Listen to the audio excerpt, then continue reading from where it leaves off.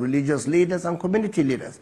And they made input, and that was what we took to the State Assembly. And today, that is what the budget looks like. And that was the reason why, if you look at our budget, we budgeted about 22 billion in agriculture. That was the first in the history of Kaduna State. And because of the inputs we received from our people. And that's the reason why today we're on the same page with our people. Right. So let's quickly look at this issue where many people, including governors like yourself, wanted the petrol subsidy to be removed. Now that it has been removed and it's kind of inflicting hardship on the people, do you subscribe to the idea of bringing back petrol subsidy? What are your thoughts? I think, let me make it clear to all of you, because you see, my position is clear. I have been an advocate of fuel subsidy removal since I was in the Senate, because it is clear to all of us that only very few Nigerians who are powerful that are benefiting from the so-called fuel subsidy. And of course, if you live in Nigeria, you will agree with me that very few people, numbering hundreds of them, that are benefiting from the fuel subsidy in Nigeria. So, but this time around, when the fuel subsidy was removed by President Bola Ahmed Tinubu, most of us really applauded his decision, commended his effort, but that is only one step. The second step is, look, and which is more important, every governor in Nigeria have been getting more money than we used to get before the removal of subsidy. For instance, in Kaduna State, in May, precisely, or in June, we had to borrow money to pay salary. But when fuel subsidy removal reflected in our own allocations, we have some surplus of money. That's the reason why I'm telling you we were able to come up with this initiative. If you recall, 3 months ago, I've been able to pay pensioners, even death benefits and gratuity worth about 3.5 billion to our people in Kaduna State. And that is a result of the fuel subsidy removal. And of course, because of fuel subsidy removal, that's the reason why we have been able to attract most of this effort we're making to our smallholder farmers as well as the SMEs in Kaduna State under an agency called Kadeda. We are distributing 4.3 billion in the next 1 week. That is because of fuel subsidy. So of course, removal. And I think, but there's a lot of misconception about this issue. Everyone in Nigeria is blaming President Bola Ahmed Tinubu. For me, is missing the point because governance is about local governments, state governments, and the federal governments, as well as effort by the National Assembly. They have also a role to play in ensuring that most of these budgets they made at the level of the federal government, the money is being channeled to developmental areas that affect the people directly by some of these agencies at the federal level. So it's a collective effort.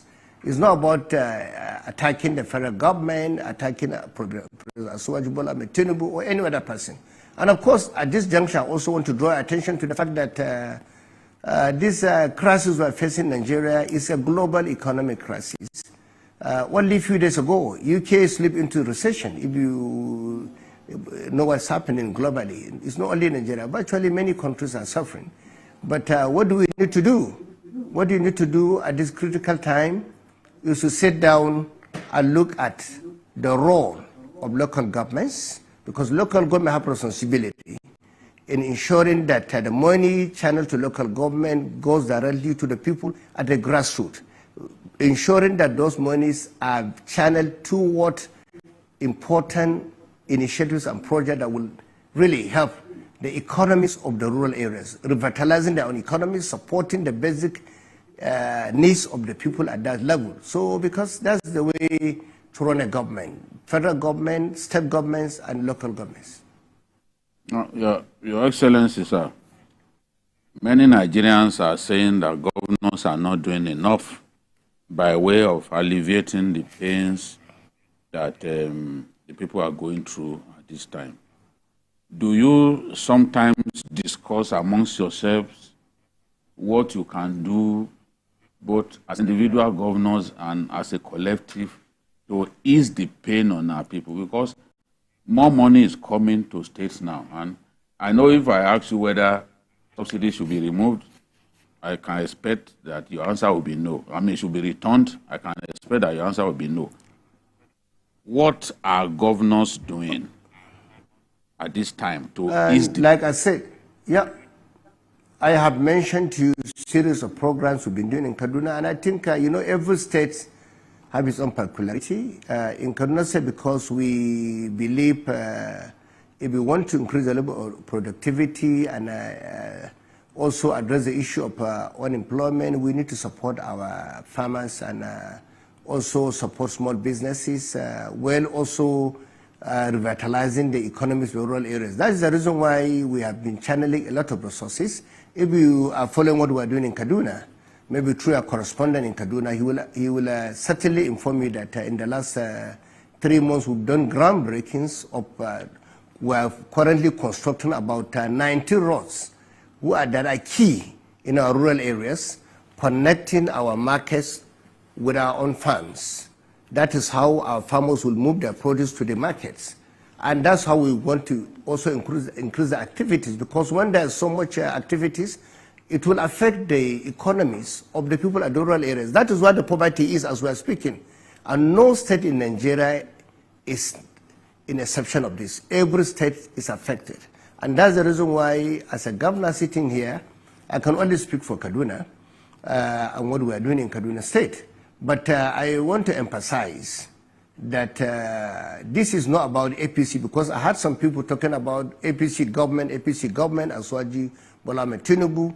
In Nigeria, we have governors who are PDP governors, we have APC governors, we have those in Labour Party, and of course, so it's a problem, it's a general problem, not a party issue. Whether a governor, whether a PDP governor, APC governor, you have to go home and work. Nobody should start blaming the federal government or blaming any other person. We are leaders. Just like I said, even private sector have a role to play. That is what's happening. That's what happened in other countries, even in advanced countries. Because private sector have a role to play. Because, of course, they are also affected by this, but they have to also support some of the government's initiative at the federal level and even state levels. So that's my answer to your question. But removal of subsidy is the best thing that happened in this country. And I can tell you here, without any contradiction, I was an advocate of removal of fuel subsidy in Nigeria. Thank you, Your Excellency. Many people, I can tell you, sir, are losing confidence in the APC-led administration. And it is because of the pains of the reforms that the government has come up with. My question to you is, are you confident that the government of Bola Ahmed Tinubu will eventually turn things around, given the pains that our people are going through at this time? I have no doubt in my mind, because you see, for some of us that knows Aswaju Bola Ahmed Tinubu's antecedent, we know his track record. For me, I've known him for close to 3 decades. We worked together closely with him during our era of struggle when we were fighting for the enthronement of democracy in Nigeria. He made a lot of sacrifice. He fought for democracy. He fought to ensure that we have democracy in Nigeria. And he also made a lot of sacrifice in ensuring that we entrench democracy in Nigeria. So for those people who don't know his antecedent, can go to media and say whatever they want to say. But I have no doubt in my mind, President Bola Ahmed Tinubu will certainly get it right. It's a matter of time. This government is not up to air.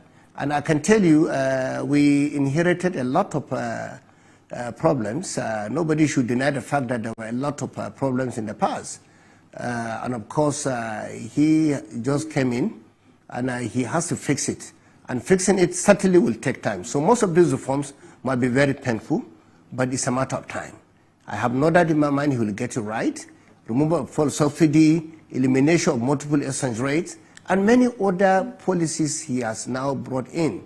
I have no doubt in my mind he will get it right. It's a matter of patience. But some people in this country, I'm surprised that they are even celebrating the problem instead of them to come together and find a solution together. Because Nigeria is our country, whether we like it or not. If Nigeria is better, it's not about President Bola Ahmed Tinubu, it's about all of us. So, and some people who were beneficiaries of this fuel subsidy, I have no doubt in my mind, even the ones instigating most of these unnecessary attacks. I have not that in my mind, because when you stop powerful people from benefiting, they will fight back. And I have not that in my mind. Most of them are the ones fighting back. And, but of course, I believe it's a matter of being focused, being steadfast.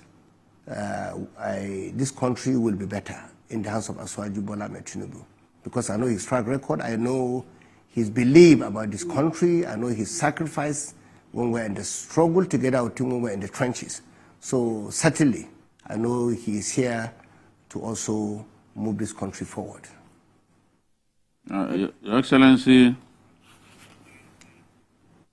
I need to ask you this question about state police. You are one of those who demanded for state police, at least one of the governors who demanded for state police. But the fear that our people have is that governors will abuse state police by using it to torment their political opponents. How do you respond to this fear? My brother Babajide, you know, you and I have also been in the struggle together. I remember you also were in the trenches with us when you were in Kaduna. So I will, if you recall, we were advocates of restructuring, and you were one of the people that fought for restructuring. And I can tell you, state police is one of the major components of restructuring. And that's the reason why I'm surprised that some people believe that it's about state governors. Recall that when I was in the Senate, I sponsored 4 bills to create state police in Nigeria when I was in the 9th Senate. And of course, I also remember that in the 8th Senate, before I even got to the Senate, Senator Ike Ekwaremadu was championing the creation of state police, but it wasn't successful. When I came into the Senate, the 9th Senate, I championed the cause for the creation of state police. That was the reason why I sponsored 4 bills that can be put together to create state police. But recall also that it was accepted at the level of the Senate, and in the Senate we are not governors, but we believe in it, because we believe that state police is the way forward, because we need more boots on ground. Even the military will tell you, the Air Force will tell you that we need more boots on ground as we are speaking today. And if you look at the bills that are sponsored in the Senate for the creation of state police, there is nowhere that says that the state governors will have absolute powers to control the state police and use them for their political gains. Today, many state governors are creating vigilance services, also a Motokun in the southwest, and who are controlling them really? They're state governors. And these ones are the ones that are not regulated by any law or constitutions of our country. So they are even more dangerous than state police. But state police, it will be the creation of the Constitution of Nigeria. And when you are creating the state police, the condition and the requirement to join state police will be the same thing with the federal police force. That's why we wanted to repeal and reenact Federal Police Service Commission when we are stating State Police Service Commission. If you look at the bill I sponsored at the level of the Senate,